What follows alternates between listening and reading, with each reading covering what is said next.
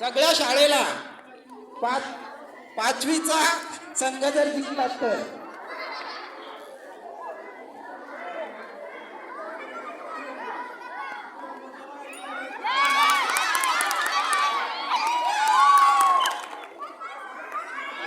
दरम्यान दुसऱ्या डावाला सुरुवात झालेली आहे. पुन्हा एकदा या ठिकाणी 9वी आक्रमण करताना दिसतोय आणि आपला बचाव करताना दिसतोय तो 10वीचा संघ.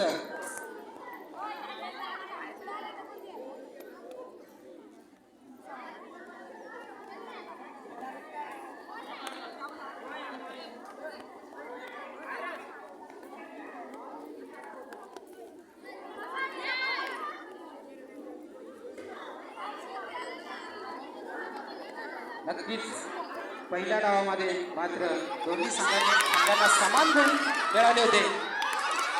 या डावात मात्र नक्कीच कोण वरचढ ठरतोय.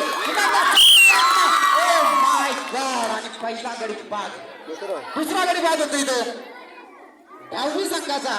नक्कीच 2 गुणांची कमाई, तिसरा गुण, 3 गडी बाद, तिसऱ्या गुणाची कमाई या ठिकाणी पारधीने मिळवून दिलेली आपल्या संघासाठी. नक्कीच आता दुसरी बॅच उतरते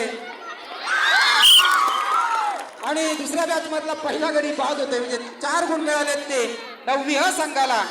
आता मात्र पूर्ण जबाबदारी असेल ती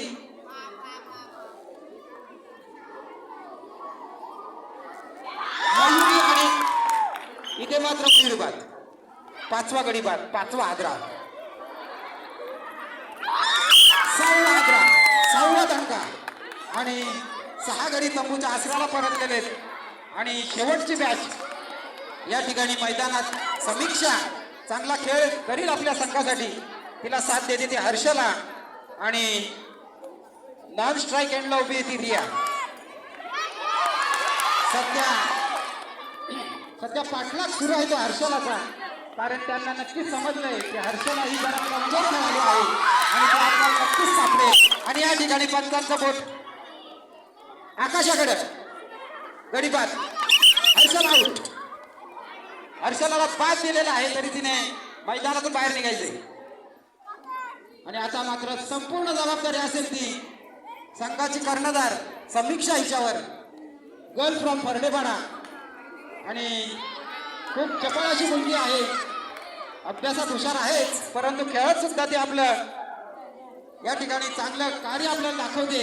बघूया पुन्हा एकदा तिला पकडण्याचा प्रयत्न होते पारडीच्याकडनं आणि तिला हुलकावणी देते. समीक्षा खूपच सुंदर खेळ करते आपल्या संघासाठी, कारण 10वीचा संघ जर हारला. माय गॉड. समीक्षा तंबूच्या आसऱ्याला. आणि शेवटचा गडी या बॅच मधला रिया लकडे.